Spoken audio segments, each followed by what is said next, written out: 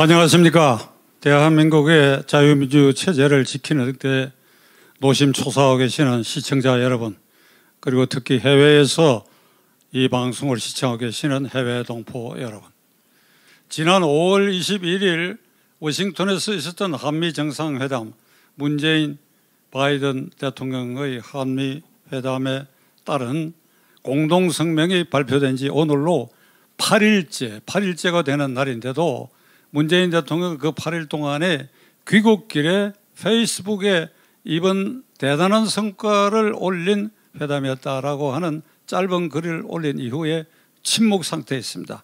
중간에 뭐 5당 대표 오찬 회담에서 뭐 이런저런 가벼운 얘기가 왔다 갔다 했다고 하지만은 지금 지난 4년간 외교 안보 정책, 특히 한미 동맹을 훼손, 거의 파손 수준에 이르는 이 정권이 모처럼 새로운 미국 대통령과의 정상회담에서 이 외교적 손실을 어떻게 회복할 것인가, 국민의 지대한 관심이 있는 이런 사안에 대해서 대통령이 침묵하는 것은 어떤 의미에서 대통령 직무유기라고 할 수 있습니다.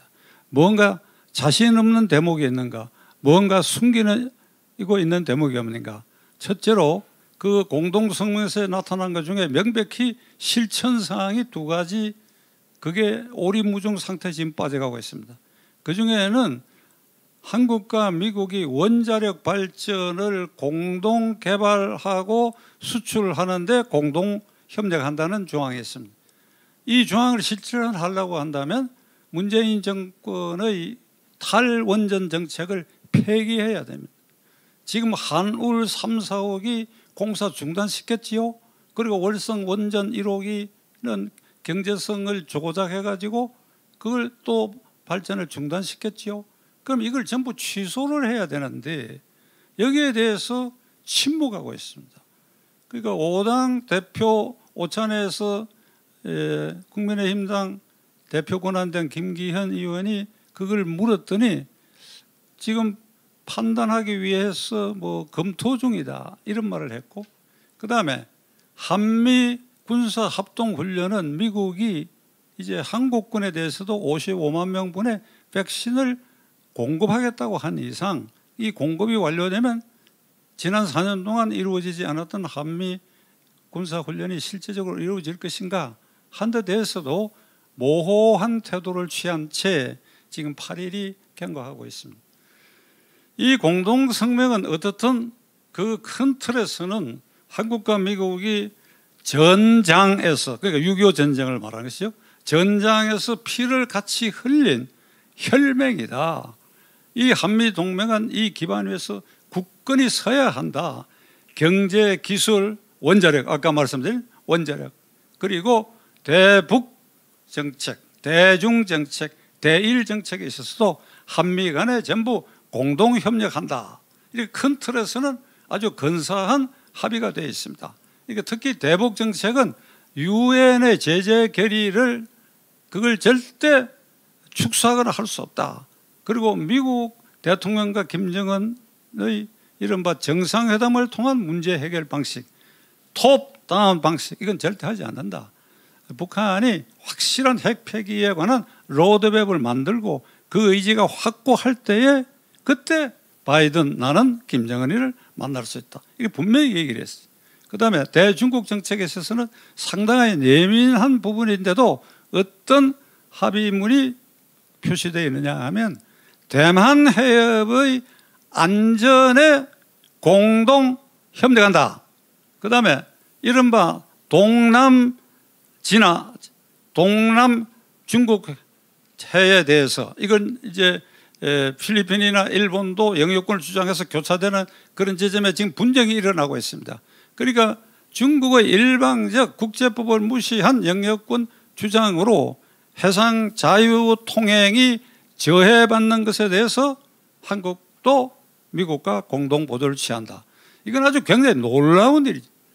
중국을 면전에서 이것에 저항하는 그런 약속까지도 이 공동 합의문에는 다 담겨 있습니다.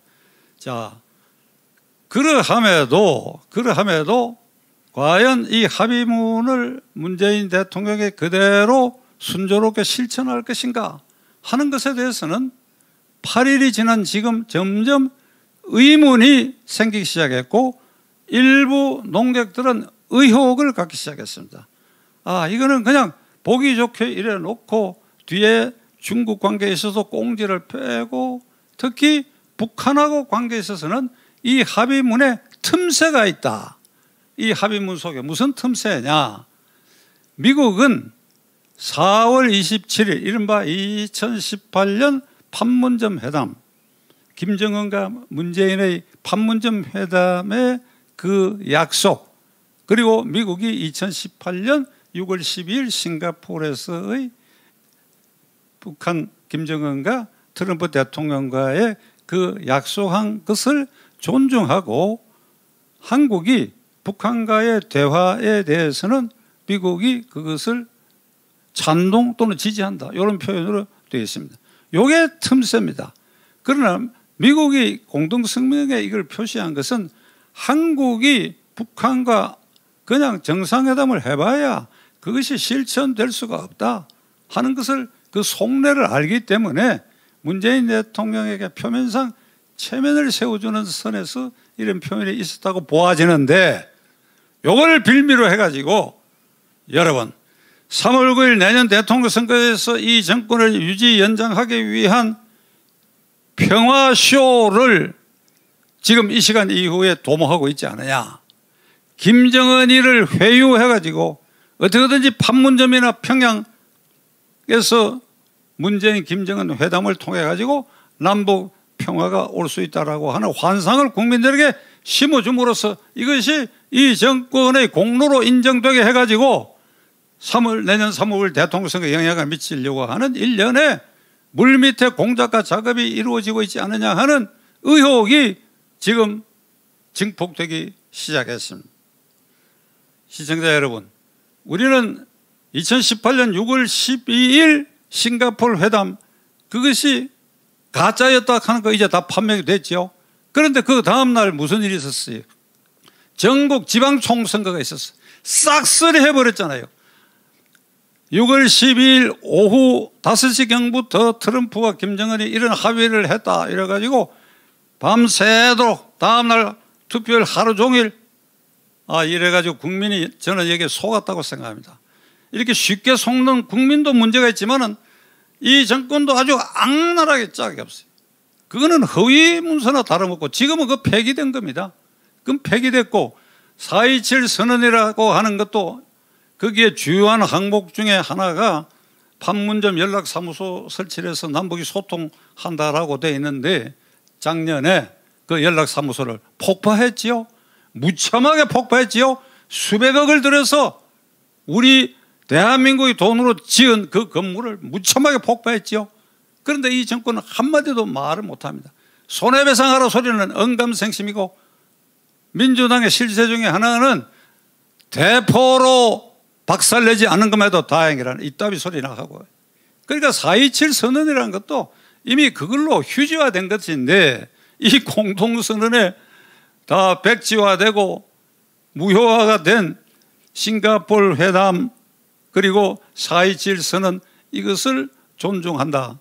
그러니까 이것은 그 공동성명에 들어있다 하더라도 실제로 아무 실효성이 없는 겁니다. 그런데 이걸 근거로 해가지고 북한하고 어떤 밀약을 진행하고 있지 않느냐 하는 것을 우리는 두 눈 부릅뜨고 바라다 봐야 될 것입니다. 왜 이 말씀을 드리느냐. 2007년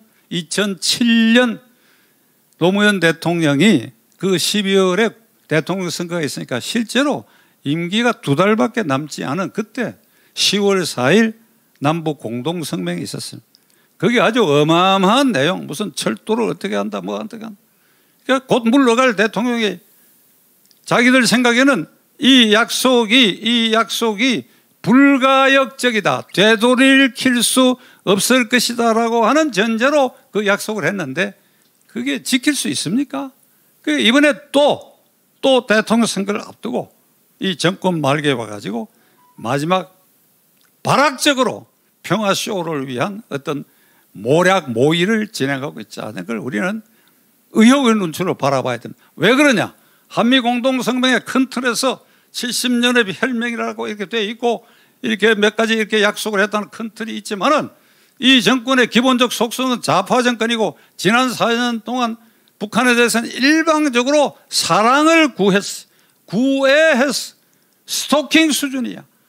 저렇게 판문점 연락사무소도 폭파하고 삶은 소대가리라고 대통령을 직접적으로 욕을 퍼본데도 불구하고 그저 이 평화쇼에 매달려가지고 그것이 결국 정권 유지의 방편이라고 생각하는지 이런 좌파적 속성이 확실히 없어졌다라고 하는 현상이 보이지 않는 한 우리는 계속 예민하게 관찰해야 될 것입니다. 중국에 대해서도 마찬가지입니다. 지금 겉으로 미국과의 대중정책을 같이 한다 그 민감 부분에 약속을 했지만 뒤로는 꼬리 빼는 소리를 중국에 대해서 하고 있다는 거 아닙니까? 예를 들면 친중 사대주의는 조선조 말까지 있었던 조선은 중국의 속국이라고 하는 이 관념 위에서 여전히 벗어나지 못하고 있습니다.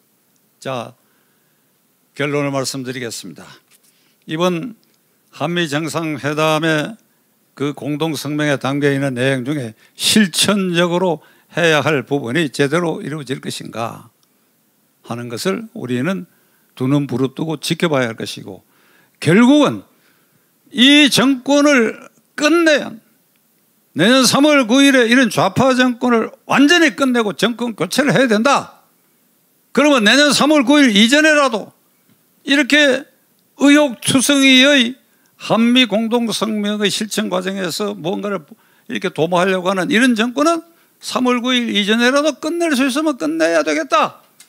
8월 15일 전 국민이 한번 일어나면 되지 않겠느냐 하는 전 목사님의 이런 간절한 호소를 우리는 한번 한미 정상회담 후에 한미 공동성명을 실천해 가는 이런 의욕투성의 과정에서 한 번 더 절실하게 느껴보는 것입니다. 우리 모두 심기일전에서 이 정권의 속성을 꿰뚫어 봐야 할 것입니다. 시청해 주셔서 감사합니다.